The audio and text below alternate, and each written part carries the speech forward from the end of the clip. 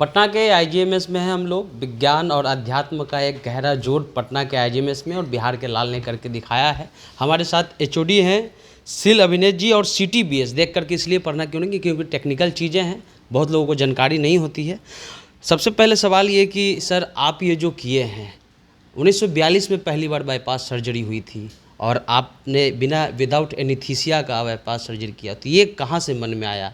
ये सोच रखा था या इंस्टेंट आया कि नहीं ये नहीं ट्राई करते ये हैं? चीज़ें किताबी तो ज़रूर हैं कि इस तरह से मरीज़ को हम लोग कर सकते हैं, कार्यान्वित नहीं है। क्यों कार्यान्वित करने में इसकी जटिलता बहुत सारी हैं, लोग करने में थोड़ा कतराते हैं और सबसे बड़ी है मरीज़ को रिस्क ना हो जाए। तो इस सारी चीज़ को ध्यान में रखते हुए मैंने कहा ना कि 10 लाख में कभी कभार एक आध बार कोई करता होगा तो करता होगा। वैसे अगर हम आंकड़ा देखें तो हमारे पूर्वोत्तर भारत में, जो ईस्टर्न हम इंडिया में कहें, या ओवरऑल इंडिया में भी इसके आंकड़े बहुत कम हैं। विदेश में भी अभी तो मैं जैसे बहुत सारे हमारे विदेशी दोस्त हैं जो हमको हमारे इस काम को सराहना कर रहे हैं, क्योंकि वहाँ भी इस तरह की चीज़ें नहीं हुई है। तो ये बहुत खुद में एक दुर्लभ है, इसीलिए शायद ये सुर्खियाँ भी बटोर रहा है। हाँ। और लेकिन सवाल ये है सर कि जो इलाज कराने वाले वो भी दरभंगा के हैं, आप भी दरभंगा के हैं और सीता जी का ससुराल भी दरभंगा में है और आपने गाना बजवाया जो है हनुमान जी का, तो इसका भी कोई जोड़ है क्या?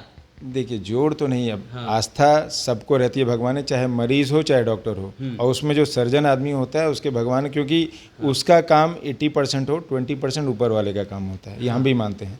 क्योंकि हम देखते हैं बहुत मरीज में हमने बहुत अच्छा काम किया बट नतीजा कभी कभी गड़बड़ होता है, और किसी किसी में हमने सोचा कि नहीं ये तो गड़बड़ हो जाएगा। दिल के मरीज में खासकर ऐसा होता है जब हमें लगता है कि हम बहुत बुरे फंसे हैं, शायद ये मरीज़ नहीं निकलेगा, बट हम देखते हैं कि मरीज़ बहुत अच्छे से निकल गया। खुद में ये मरीज़ सबसे बड़ा एग्जाम्पल है। 80 साल के बुज़ुर्ग, मल्टीपल बीमारियाँ, दिल की बीमारियाँ, और ये ऑपरेशन कराते हैं हमसे, जिसमें 80 साल में तो आधे से ज़्यादा 90% क्या 99% लोग मैं कहूँगा कतराते हैं कि नहीं सर छोड़ दीजिए, हमको दवाई लिख दीजिए, दवाई से मेरा उपचार करिए। इन्होंने साहस दिखाया, हमने साहस दिखाया, उसका असर आप देख रहे हैं। आपकी टीम में कितने लोग थे सर? हम 7 डॉक्टर्स थे, ठीक है। हमारे साथ 2-4 नर्सिंग स्टाफ जो एक्सपर्ट रहती हैं, परफ्यूजनिस्ट जो वो मशीन चलाते हैं उसकी अगर आवश्यकता पड़े उसके लिए, और टेक्निकल स्टाफ। तो इसमें 7 डॉक्टर, उसमें 3-4 बेहोशी वाले डॉक्टर होते हैं, 2-3 हमारे जो अनुज हैं जो हमको हेल्प करते हैं ऑपरेशन के दौरान। तो सब तरह के डॉक्टर हैं। बेहोशी वाले डॉक्टर साहब का सबसे बड़ा योगदान ये है कि वो हमको मरीज़ का जो सुन्न करना, क्योंकि हमने कहा बेहोश नहीं हुआ, बट इसका मतलब ये नहीं कि मरीज़ को दर्द भी हो।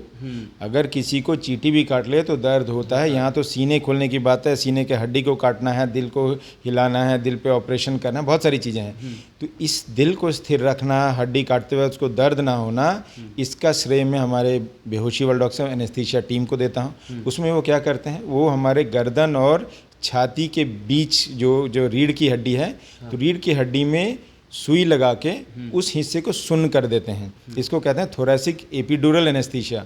इसमें मरीज को दर्द का बिल्कुल एहसास नहीं होता, इसीलिए बाबा जी वो आराम से गाना हनुमान चालीसा सुन पा रहे थे और यहाँ हम ऑपरेशन कर पा रहे थे, क्योंकि वो हिस्सा बिल्कुल सुन्न कर दिया गया था। बट वो पैरालाइज नहीं था। मैं फिर से कहूँगा, पैरालाइज एक चीज़ होता है जिसमें मरीज़ के हिस्से को बिल्कुल निरस्त कर दिया था, वो हिल नहीं सकता, बट ऐसा नहीं था। इनका वो सांस भी बढ़िया से ले रहते हैं, इससे हमें दिक्कत आ रही थी। उनका सीना खोलने में हमको दिक्कत है। सीने को जब हम अलग करते हैं मशीन के द्वारा, जिसमें कुछ लगाते हैं, सीने को अलग करके तभी हम दिल तक पहुंच सकते हैं, और तभी हम दिल पे पैर से जो हमने नस काटा उसको जोड़ा जाता है। तो इसके लिए हमको दिल को अलग करना पड़ता है, दिल को थोड़ा उठाना पड़ता है, दिल पे फिर उसे सिलाई करनी पड़ती है।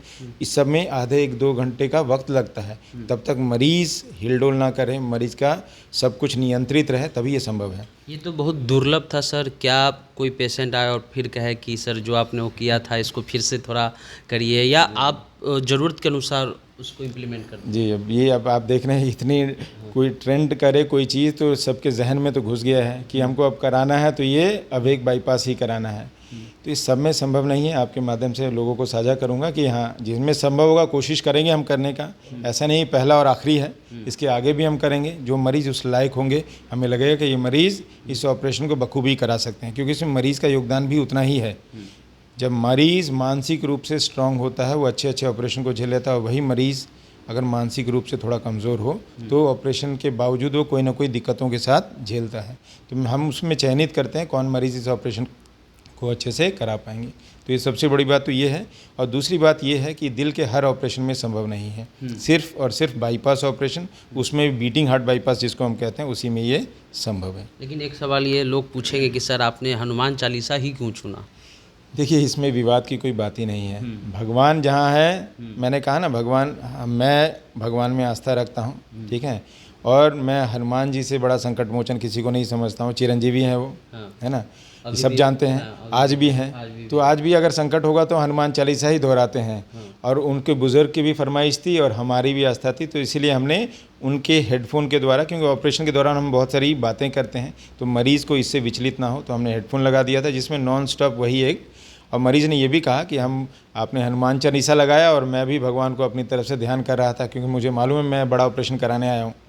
तो इसीलिए मरीज़ का भी अपना, आप देखेंगे मरीज़ का स्टेटमेंट है कि हाँ सर, आपने तो हमें हनुमान चालीसा सुनाया और हम भी भगवान को और आपको ध्यान कर रहे थे। पहला शब्द उनका क्या था ऑपरेशन से जब उठे? उनको पता चला कि सक्सेसफुल? उनसे मरीज़ को सक्सेसफुल अनसक्सेसफुल तो नहीं पता लगता, मरीज़ को पता लगता कि मेरा ऑपरेशन हो गया। हाँ, तो उससे हमने खुद पूछा, क्योंकि हमारे लिए बड़ा चीज़ था, हम भी बहुत खुश थे, हमारी पूरी टीम खुश थी। तो हमने मरीज़ से ऑपरेशन के तुरंत बाद पूछा, और आप कैसा फील कर रहे हैं? तो मरीज़ का पहला रिस्पॉन्स था, सर हमको तो कुछ पता ही नहीं चला, हम तो ऑपरेशन हो गया, अभी हमको आपने कहा तो इसलिए हमको पता चल रहा है कि मेरा ऑपरेशन हो गया। हम बिल्कुल, आपने मेरे को भजन लगा दिया, हम भजन में लीन थे। हाँ, एक अंतिम सवाल कि अभी जो स्टूडेंट भी हैं वो भी एक टॉपिक हो गया पढ़ाई के लिए, तो उसको आप क्या मैसेज देना चाहते हैं जो मेडिकल की पढ़ाई कर रहे हैं, या आपका जो IGMS है उसमें काफ़ी लोग आए होंगे, उनको आप क्या मैसेज देना चाहते हैं जो नए डॉक्टर हैं अपने? मैं ये कहना चाहूँगी, देखिए आपके अंदर एक प्रतिभा होनी चाहिए।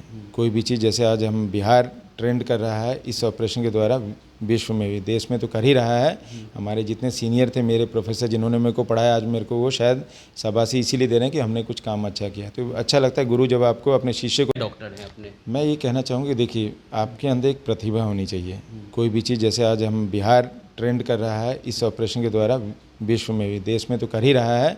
हमारे जितने सीनियर थे, मेरे प्रोफेसर जिन्होंने मेरे को पढ़ाया, आज मेरे को वो शायद शाबाशी इसीलिए दे रहे हैं कि हमने कुछ काम अच्छा किया। तो अच्छा लगता है गुरु जब आपको अपने शिष्य को शाबाशी दे, तो इससे बड़ा कुछ नहीं हो सकता। और इसी प्रकार आगे भी मैं चाहूँगा कि हमारे भी जो अनुज हैं वो भी आगे चल के इस तरह से एक कामयाबी वाली चीज़ें करें, जिससे हम संस्थान का, इस स्टेट का नाम आगे बढ़ता है।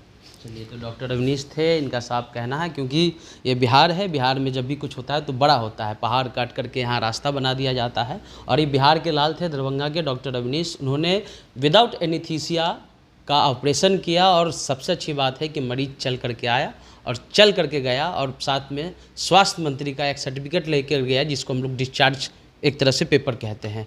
जो भी अपडेट होगा आपको बताते रहेंगे। आप द इंटरव्यू इंडिया देखिए।